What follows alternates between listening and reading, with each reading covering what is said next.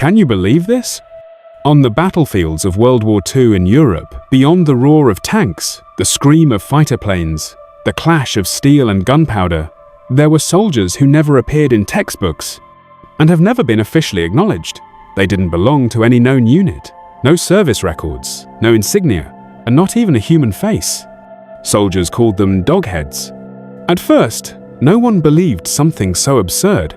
Most people assumed it was the hallucination of men who had broken down under bombardment, nightmares of old veterans, illusions born from alcohol and fear. But the strange thing was, whether the accounts came from German troops, Allied troops, or ordinary civilians, the descriptions were shockingly similar.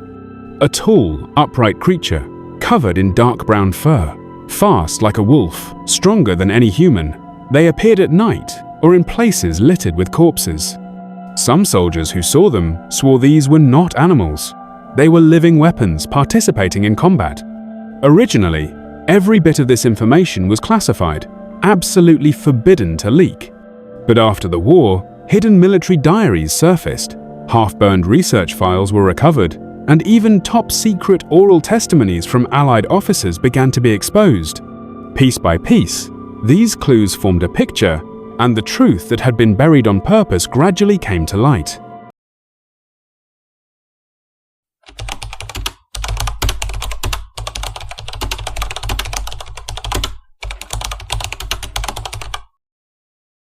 In 1945, Nazi Germany was on its last breath. East Prussia became the center of a brutal tug-of-war between German and Allied forces. The dense Black Forest in the Masurian Lake District, stretching across the German-Polish border, was a perfect natural hiding place. Towering trees, rugged terrain. The US 94th Infantry Division received orders to sweep that region and eliminate remaining German forces. Company E was assigned for what was supposed to be a routine reconnaissance mission, but no one expected it to turn into a nightmare soaked in blood. Latitude 52 degrees north, Masurian Lake District, East Prussia. April 1945. The Black Forest at night looked like velvet drenched in ink. The smell of burned gunpowder and rotting leaves drifted through the woods. Shell craters filled with muddy rainwater reflected a shattered sky. Inside the forest, the patrol squad of Company E felt as if something invisible was watching them. They had been lost in the fog for over 2 hours. Communication with headquarters had suddenly gone dead half an hour earlier. Their compass needles spun wildly. Even their radio was nothing but static. Fear crept in. But they had no choice, they kept moving. The woods were eerily silent. No insects, no birds, nothing. Captain Miller's palms were sweating as he clutched his rifle. In the dead silence, he could hear the soldiers breathing and his own heartbeat pounding like a drum. After 10 more minutes of walking, Miller suddenly caught the smell of blood, a thick metallic scent mixed with a sharp animal musk. He raised his hand, signaling everyone to slow down and stay alert. Rifles came up. The squad crept forward. The smell got stronger, and in the dense shadows ahead, something moved. Miller flipped on his night vision scope. Under the eerie green lens, his blood ran cold. Not far away, beneath the trees, 5 or 6 unknown creatures were crouched over the ground, as if feeding on something. When they lifted their heads, Miller saw it clearly. Bodies like humans, upright, balanced, muscular, arms and legs covered in dark brown fur. But their heads, unmistakably canine. Long snouts, upright ears, eyes glowing, a ghostly green in the dark. They weren't wolves. They weren't humans. They were something no record had ever described. Suddenly, one of them turned and stared directly toward the squad. It had sensed them. A deep, rumbling growl rose from somewhere in the forest. It wasn't a wolf's howl or a bear's roar. It was something much larger and full of restrained rage. The air itself seemed to tremble. Then the others stood up, forming a wide, spreading arc closing in. And in the blink of an eye, the shapes in the darkness rushed forward, moving impossibly fast. They were already on top of the squad. Miller immediately ordered his men to open fire, but the creatures' reactions were far beyond anything imaginable. They could precisely anticipate the path of incoming bullets and dodge with incredible agility. even using trees as natural cover to avoid being shot. What terrified Miller even more was that their attacks weren't wild or chaotic like ordinary animals. Their movements showed clear coordination. 2 attacked from the front to pin the squad down, while the others circled around to the flanks and rear, creating a full encirclement. It was a tactical assault, just like trained soldiers. The squad's original combat strategy became completely useless. The creatures moved fast, impossibly fast, closing the distance to less than 10 meters in seconds. One of them suddenly burst forward and pounced on Private Jones at the front of the formation. Its massive claws tore through his military uniform as if it were paper, and the sharp crack of its teeth crushing his throat echoed horrifyingly through the silent forest. Jones didn't even have time to scream. He dropped straight into a pool of blood. Another creature leaped at the soldier beside him. The soldier swung his combat knife in panic, but the creature swatted the weapon aside with ease. Its claws raked across the soldier's chest, leaving deep, bleeding gashes. At the same moment, another one used the trees for cover, attacked from behind, and bit into a soldier's shoulder, ripping out a chunk of flesh. The soldier collapsed instantly, screaming in agony. Miller was overwhelmed. These things could avoid bullets, coordinate their movements, and attack like a trained unit. This wasn't animal instinct. It was organized warfare. But their appearance, their brutality, was beyond anything human. In the chaos, Miller fired 3 shots at a creature charging straight at him. He clearly saw the bullets hit its chest, but the creature only paused for an instant, then kept coming. Its strength was monstrous. It slammed into a nearby sapling, snapping it in half, then pounced on a soldier beside Miller. The sound of breaking bones and the soldier's screams blended into a nightmarish symphony. The entire encounter lasted less than 15 minutes, but the squad was almost completely wiped out. Miller survived only because he fell down a steep slope during the chaos. Thick bushes hid him from sight. The creatures seemed to have already eaten their fill, and it was clear they attacked only because Miller's squad posed a threat, so they didn't pursue. After the slaughter, they vanished into the forest. Only 3 men from Company E made it out alive. They ran for their lives, stumbling through the trees until they finally escaped the Black Forest. When they reached camp, their uniforms were shredded, their bodies covered in blood, and their minds looked shattered, eyes empty, spirits broken. 2 of them suffered complete mental collapse shortly after, repeating over and over. It wasn't wolves, they were human-shaped monsters. Miller fell into a long, silent daze, unable to communicate normally ever again. When the officers at the camp saw their condition, they immediately organized another squad, ordering them to retrace the survivors' route and uncover the truth. But when the new squad reached the Black Forest and searched the area, all they found were torn, mutilated bodies of the soldiers. Nothing else. No tracks. No creatures.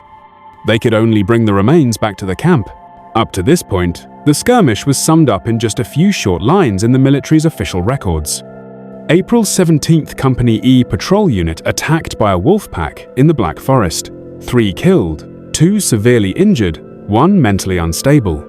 The brief note was filed under battlefield accidental incidents and drew almost no attention. But when Army medic Henry Cole, who was escorting the bodies back to camp, performed the autopsies, he noticed something extremely abnormal. Cole found that the wounds on the bodies were not caused by ordinary wolves. The bite marks were huge, far bigger than those of a full-grown grey wolf, and the crushing force was incredible. Some bones were directly broken by a single bite. Even stranger, the wounds around the throats of the soldiers were clean, sharp, and brutal, almost like they had been cut open with a blade, nothing like the torn flesh left by animal attacks. And most disturbing of all, one soldier's ribs showed signs of being crushed inward, as if a massive hand had snapped them with pure force. Clearly, no ordinary animal could have done this. Dr. Cole had treated countless battlefield casualties and animal attack cases throughout his career, but this combination of injuries made his blood run cold. He tried to document his findings and reported them to his superiors, but after the report was submitted, there was no response at all. The next day, 2 agents from military intelligence arrived at the medical station. They took away all autopsy samples and reports. Before leaving, they warned Dr. Cole. He was forbidden to mention anything unusual about the bodies to anyone. Otherwise, he would be charged in a military court for spreading panic and damaging morale. Soon after, the two mentally unstable survivors from Company E were quietly transferred away. Rumor had it they were sent to a secret medical facility somewhere in the rear, and they were never heard from again. The only remaining survivor, Miller, was isolated and interrogated for weeks. He was eventually released only after signing a confidentiality agreement. After returning to his unit, he was quickly reassigned, and after discharge, he disappeared completely from the public eye. Even the original military report about Company E being attacked by wolves was quietly edited. A new line was added. Battlefield environment was complex. Soldiers misidentified targets. All descriptions related to non-human creatures were erased. These strange actions made Dr. Cole deeply suspicious. In private conversations with other soldiers from Company E, he learned that many had heard eerie rumors about the Black Forest. Some older soldiers said that before they entered the woods, local villagers had warned them, "Don't go out alone at night. There are wolves that walk like men." But such warnings were quickly drowned out by artillery fire and marching orders. As the army continued its advance, the encounter in the Black Forest was buried in silence, forgotten by everyone except a few who survived. Then, in May of 1945, shortly after Company E's attack, another patrol unit from the 94th Infantry Division encountered the same unknown creatures on the outskirts of the Black Forest. This time, the soldiers had learned from Company E's tragedy. They came prepared. After 2 men were injured, they successfully killed one of the creatures. According to soldiers who participated in that mission, once heavy firepower opened up, the unknown creatures were forced to retreat. When one of them was finally brought down, the rest immediately abandoned the fight and fled back into the depths of the forest. The soldiers rushed forward to inspect the body. The creature was about 2 meters tall, weighing at least 200 kilograms. Its fur was stiff like steel needles, its skin thick, and bullet wounds barely penetrated. Only a few rounds that hit vital areas had killed it. They tried to bring the corpse back to camp, but soon after, personnel from military intelligence arrived, took over the scene, seized the body, and ordered everyone to leave immediately. Before they left, the soldiers were warned. They were never to speak of what they saw. From that moment on, the whereabouts of the creature's corpse became completely unknown. Years later, an anonymous audio recording surfaced. The speaker claimed to be a medical assistant who participated in the autopsy of the killed creature. Burdened by guilt, he recorded this secret testimony in his old age. According to the recording, armed agents stood guard throughout the entire autopsy. Every document and every photograph was sealed on the spot. During dissection, they discovered that the creature's skeletal structure was highly similar to that of a human. Its spine showed clear signs of curvature, as if it had evolved, or been modified, to walk upright. The limbs were thick and powerful, with muscle fibers far beyond the limits of any human. The skull structure resembled a canine, an oversized jaw, extremely strong bite force, and razor-sharp teeth meant for tearing flesh. Most shocking of all, its throat contained a special vocal structure, a split larynx which the forensic examiner believed was the reason it could produce deep roars, and possibly even form simple syllables. On its back, they found clear evidence of surgical modification. A metal frame had been mounted along the spine, apparently to reinforce its torso and withstand violent physical movement. At this point in the recording, the speaker's voice trembled with emotion. He said, "That thing was absolutely not a product of natural evolution. Its body was full of man-made alterations. It looked like something engineered a machine built for combat. And the craftsmanship of the metal implants went far beyond the medical technology of that era." The recording also claimed that the corpse was secretly transported to a laboratory codenamed Project Prometheus. Soon afterward, high-ranking officials ordered all related materials sealed: autopsy reports, witness testimonies, photographs, everything. As for the soldiers who had gone insane because of the encounter, they would never again be allowed to leave the medical facilities to prevent any possibility of leaking information. When the recording became public, it caused almost no reaction. It was dismissed as just another strange rumor and quickly drowned under the ocean of wartime stories. The government never responded. But as more encounters occurred, fear of the dogmen spread among frontline troops. Still, the military continued to insist that all casualties were caused by wolf attacks. Whenever soldiers submitted reports describing the creatures, the military either blamed stress-induced hallucination or claimed they had mistaken German scouts for beasts. Every surviving witness who had seen a dogman was forced to sign strict confidentiality agreements. They were forbidden from sharing any details. Some soldiers tried to mention the creatures in letters or diaries. Those letters were confiscated by censors, the diaries were taken away, and the soldiers were severely punished. One soldier wrote in his diary, "They run like dogs, but they fight like men. We call them dog-headed soldiers. The command doesn't let us speak of it, but everyone knows they weren't wolves."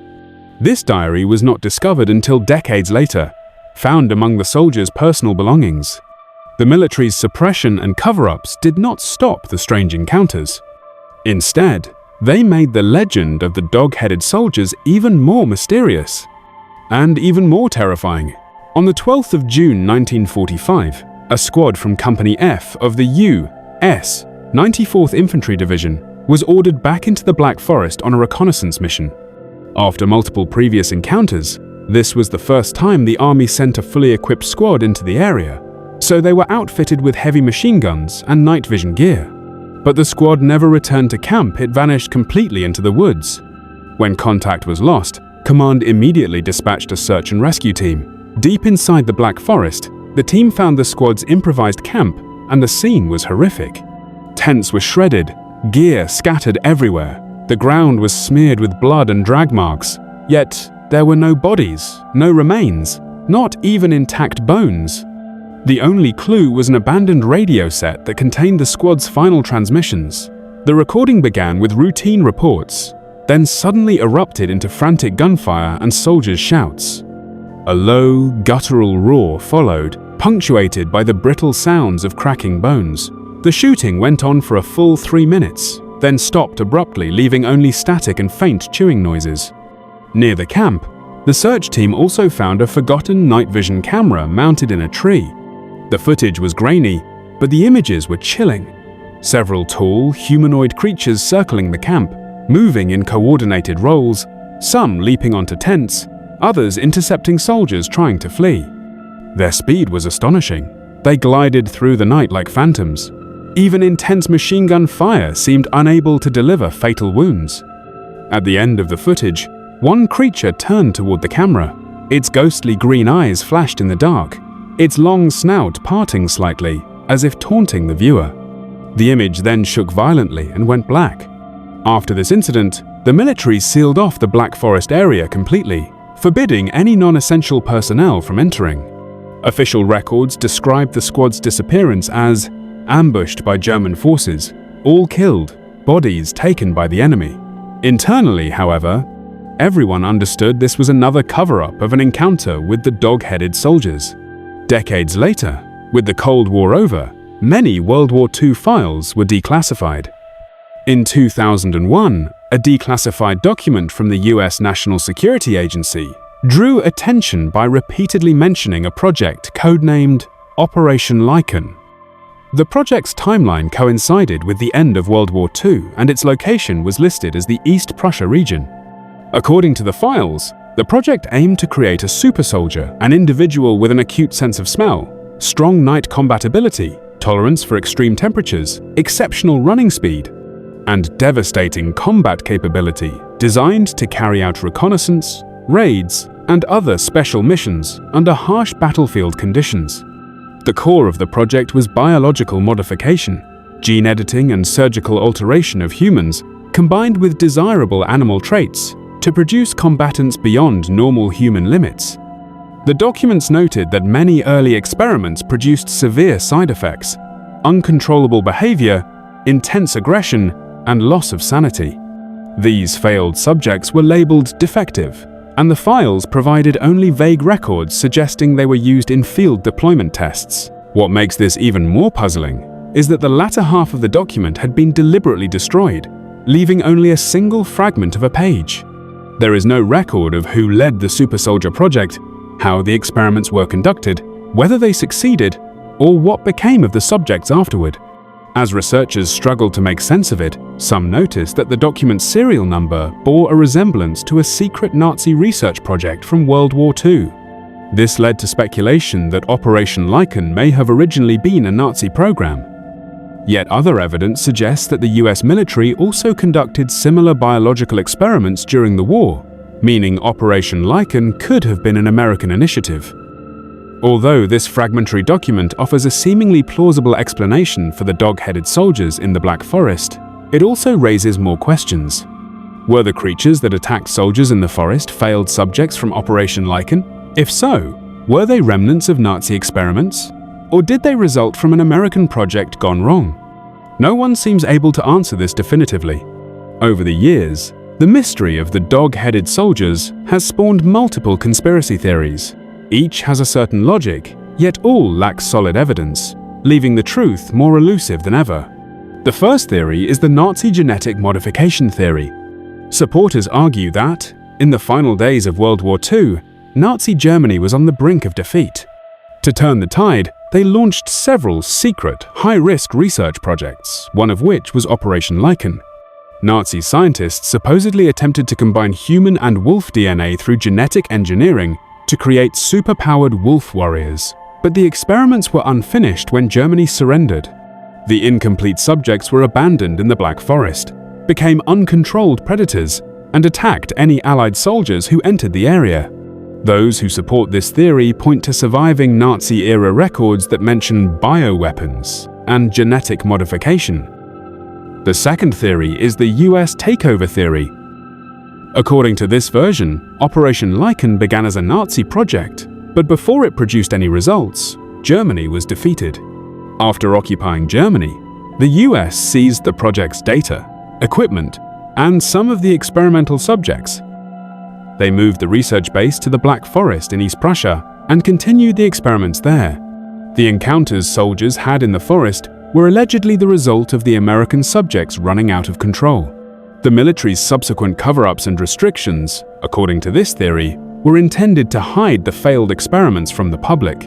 Anonymous US veterans have claimed that after World War II, they were sent into the Black Forest to eliminate rogue experimental subjects.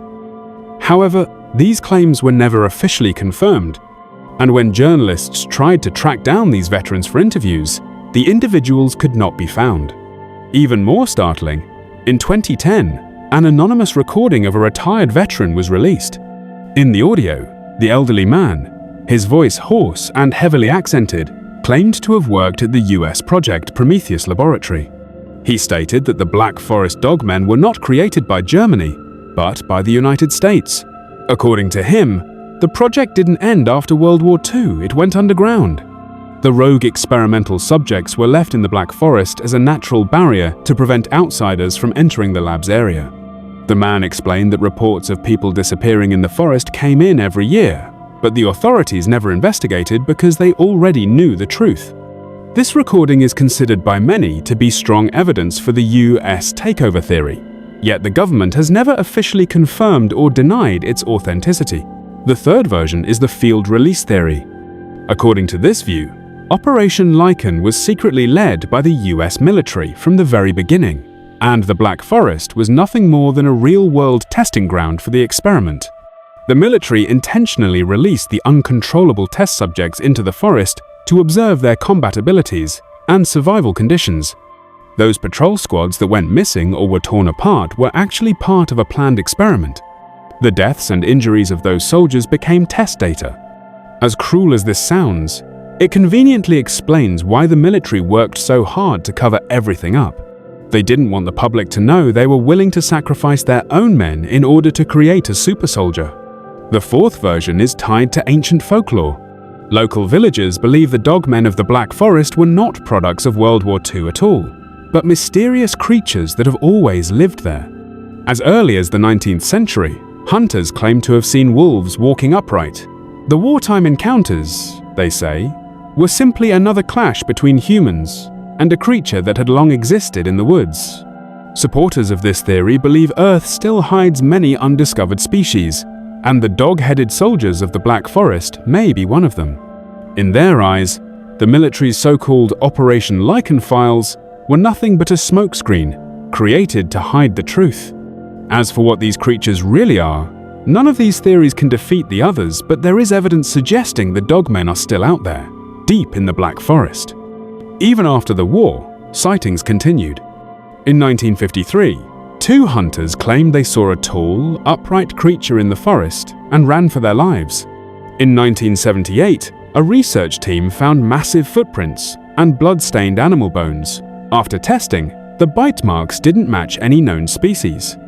And in 2005, a hiker even captured a blurry cell phone video showing a large black figure moving through the trees, its shape eerily similar to what soldiers described during World War II. These reports suggest the mysterious creatures never vanished. They've been living and breeding in the Black Forest ever since. For the soldiers who survived the wartime encounters, the nightmare never ended. Even after years of therapy, Miller couldn't escape the memory. In an audio recording he left late in life, he described a lifetime of PTSD, never going out at night, trembling whenever he heard a dog bark, waking up from nightmares of those glowing green eyes and low growls in the dark. Another survivor told his family on his deathbed that he could never forget the eyes of those creatures, eyes with no humanity, only pure killing instinct. And yet, sometimes he felt they were pitiful. Like abandoned children, forced to survive alone in the forest, killing only to protect themselves. Psychologists who treated these men later wrote in private notes that their trauma was not ordinary battlefield stress. Their fear came from something deeper, a fear of the unknown, a fear of something not human. They were not afraid of the dark itself, but of the footsteps that might come from it. Not afraid of wild animals, but of something caught between human and beast. Even today, the US military continues to deny everything related to the so-called dog-headed soldiers of the Black Forest. Whenever journalists or researchers try to verify the story, the official response is always the same. There are no official records proving that such events ever occurred. All related claims are false. Any inquiry about Operation Lichen is rejected on the grounds of national security, with the military refusing to provide any information. Evidence that could prove the dogmen existed, autopsy reports, lab records, photographs, night vision footage, has all been officially declared non-existent or destroyed. Some researchers even filed Freedom of Information Act requests, hoping to obtain the documents, but they were either denied or received files so heavily redacted that all key information was removed. In the end, nothing useful could be found. Today, the Black Forest has returned to its peaceful appearance. It's now a tourist attraction and nature reserve, drawing countless visitors every year.